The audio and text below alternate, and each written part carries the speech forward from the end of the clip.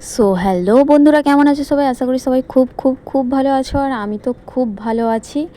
আর আমরা চলে এলাম পুরী, আজকের প্রথম দিন। তো আজকের প্রথম দিনে কোথায় কোথায় ঘুরবো সেটা তোমাদেরকে দেখানোই যাক, তো চলো। তো জানি না এটা মন্দির ছিল কি ছিল, সবাই আস্তে আস্তে ঢুকছিল, কিন্তু দেখলাম আমি ঢুকতে ঢুকতেই সবাই বেরিয়ে চলে এলো।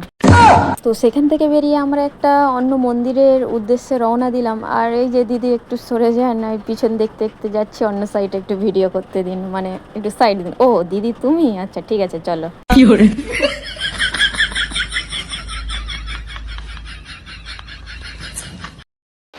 আমরা এখন এই যে এই মন্দিরটাই চলে এলাম, আর এই যে মন্দিরের ভিতরে প্রবেশ করছি। শ্রী নামাচার্য হরিদাস ঠাকুরের সমাধি মন্দিরে এখন আমরা এলাম।